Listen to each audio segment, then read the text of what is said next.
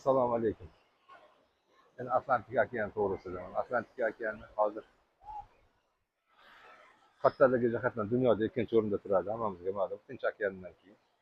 Buni o'rtacha chuqurligi 3400 metrga boradi. O'rtacha chuqurligi. Endi ba'zaligi bir qo'ltiq degan, bu yerda Riko degan qo'ltig'i bor ekan, o'sha yerdagi nimasi eng chuqur joy o'sha ekan, 8,5 ming ekan. Ya'ni 8,5 kilometr atrofida chuqurligi bor ekan. Sho'rlik darajasi balandroq ekan bundan. 3'dan 3,5 3,7% gacha ekan. Suvda shu 3,7% shu sho'r tashkil qilar ekan. Endi hammalarga ma'lum, bu Atlantik okeani Yevropa bilan Amerikani ajratib turadi. Shu nimada. Dunyoda masalan 5 ta okean. Suv hajmi masalan 70% quruqlikda dunyoni 70% suv tashkil qilgan bo'lsa, jamiki suvlikning 20% ni Atlantik okeani tashkil qiladi. Endi bu nimalardan, sifralardan bu okeanda insonlarga ahamiyati qanchaligini bilsa bo'ladi. Chunki bu yerda juda katta baliqchilik bormi, savdo sotiq bormi, haligi nima deydi, sayyohlik bormi, juda katta rivojlangan.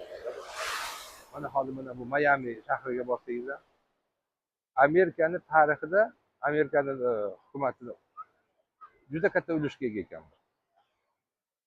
Sababi Tinch okeaniga nisbatan ulushga egaligi, buni asosan bu yerlardagi haligi nima aytmoqchi, oq qum deyiladi, Belepesok. Plyajlardagi oq qumni deydi. Mana shu okeandan chiqayotgan, mana har balna kelayotgan paytda qumni olib chiqyapti-ku. Shu oq qum ekan. Nima? Okeanda tagi oq qumdan iborat ekan. Atrof. Hamma oq qum. Shuni hisobiga odamlarda bu haligi oq qumlarda nima deydi? Harorat, u bu narsani mo'tadil ushlash, u bu xususiyatlar bor ekan. Shuni hisobiga dam olishlar ko'payadi. Shuni hisobiga dunyoda eng ko'p Mayami shahrini nimasi balandligini sababi asosan shu. Keldi-ketdi juda ko'p, bilasizlar, hammalaring ma'lum. Hammamizga ma'lum, haligi nima, turistlar juda ham ko'p kelib ketadi Mayami shahriga. Dam oluvchilar. Shuni hisobiga bularning hammasi mana suvda, mana Atlantik okeanining hisobiga. Mana hozir siz bilan biz ko'rib turgan Atlantik okeani tarixi shundan iborat ekan. Endi bu yerda juda ko'p narsa yozilgan, bularda haligi geografiyasi qanaqa, u bu narsa bu soatlab gapirish mumkin, lekin bizga asosiy kerak narsa shu. Dunyoda ikkinchi o'rinda turishi, Tinch okeanidan keyin. Asosiy chuqurligi qancha? Sho'rligi. Lekin sho'r. O'ta sho'r. 3,7% gacha ekan.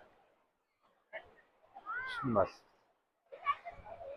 Bu degan so'z, agar 100 litr suv oladigan bo'lsangiz, shuni 3 kilo 700 gramm, 3,5 kilo tuzdan iborat ekan.